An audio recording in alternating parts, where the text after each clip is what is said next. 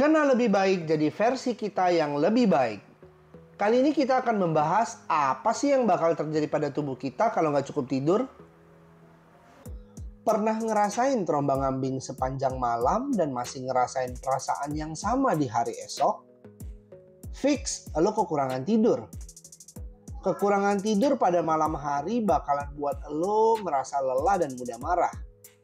Kalau kita secara teratur kurang tidur dari 7-9 jam, di mana itu angka yang disaranin untuk orang dewasa yang sehat, maka lo bakalan cepat lelah dan mudah tersinggung. Kekurangan tidur punya sejumlah konsekuensi jangka panjang. Otak dan sistem tubuh nggak bisa berfungsi dengan baik, dan lebih buruk lagi akan berdampak pada keseluruhan kualitas hidup kita. Kita telah lebih jauh lagi yuk, gimana kekurangan tidur dapat mempengaruhi fungsi tubuh. Pertama, sistem saraf pusat. Sistem saraf pusat kayak jalan raya utama atau jalan protokol informasi ke seluruh tubuh. Tidur perlu banget untuk membuatnya berfungsi dengan baik. Kurang tidur yang kronis akan mengganggu aliran informasi ini. Otak lo jadi kelelahan, yang buat nggak bisa berfungsi dengan efektif. Kita bakalan sulit buat berkonsentrasi atau belajar hal-hal baru. Sinyal yang dikirim dari organ tubuh lain juga bisa tertunda, sehingga merusak koordinasi dan meningkatkan resiko kecelakaan. Selain itu, kurang tidur juga berdampak negatif buat kesehatan mental dan kestabilan emosional loh. Lo jadi nggak sabaran, moody, dan yang jelas banget ganggu proses keputusan yang bakal lo ambil.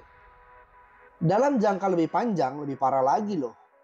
Bisa menyebabkan halusinasi dan memancing mania pada gangguan bipolar. Kedua, sistem kekebalan tubuh. Selama tidur, tubuh memproduksi zat antibodi dan sitokin.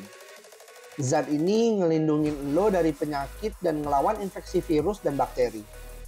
Sayangnya, kurang tidur bakal menghambat sistem kekebalan tubuh buat membangun pertahanannya. Lebih rentan terserang penyakit atau butuh waktu yang lebih lama buat sembuh dari penyakit. Ketiga, sistem pernafasan. Beberapa penyakit dan gangguan bisa masuk melalui proses pernafasan ketika tidur loh. Misalnya gangguan pernafasan waktu malam hari, biasa disebut apnea tidur obstruktif. Bisa ngeganggu kualitas tidur lo, juga menjadikan lo rentan terhadap penyakit pernafasan kayak pilek atau flu. Juga memperparah gangguan kronis pada paru-paru. Keempat, sistem pencernaan. Kurang tidur juga bisa jadi salah satu faktor resiko kelebihan berat badan atau obesitas. Ini jelas bencana banget buat yang lagi diet. Tidur mempengaruhi kadar ghrelin dan leptin. Ini adalah dua hormon yang mengatur rasa lapar dan kenyang. Fluktuasi pada hormon ini akan membuat lo cepat lapar dan lambat kenyang. Nah, ujung-ujungnya nih gak nahan deh buat makan berlebih di malam hari. Ya ini juga yang buat obesitas dan diabetes. Kelima, sistem kardiovaskular. Kurang tidur bisa menyebabkan jantung dan pembuluh darah lo gak punya waktu yang cukup buat istirahat dan perbaikan yang memang diperlukan untuk berfungsi optimal. Karena kurang tidur juga berkontribusi untuk menambah berat badan, so bakalan memperburuk kondisi lagi seperti tekanan darah tinggi, stroke, dan penyakit jantung. Keenam, sistem endokrin. Tidur memiliki dampak signifikan pada produksi hormon di dalam tubuh. Misalnya nih, lo butuh setidaknya 3 jam tidur tanpa gangguan untuk testosteron terproduksi secara optimal di dalam tubuh. Bangun beberapa kali di malam hari jelas ngeganggu hal ini.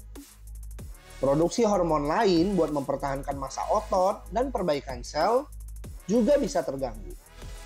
Tubuh manusia semua bekerja seperti mesin. Butuh waktu buat pulih yang cukup setelah dipakai seharian beraktivitas, baik fisik maupun mental. Maka pastikan lo punya waktu tidur yang cukup di malam hari ya guys. Apalagi efek yang parah biasanya bisa dirasakan setelah lo punya kebiasaan tidur nggak cukup dalam waktu yang panjang. So, jangan anggap enteng juga soal begadang ya guys. Terutama generasi sandwich yang memang perlu kerja keras buat memenuhi kebutuhan. Udah terkuras energi seharian, jangan sampai juga di malam hari. Selain nggak cukup tidur, dalam pergaulan kita juga bisa ketemu tipe orang yang menguras energi kita, guys. Ada 6 tipe. Tipe orang seperti apa ya? Tetap pantengin channel ini karena pembahasan itu akan ada di episode berikutnya dari Kenal Lebih Baik.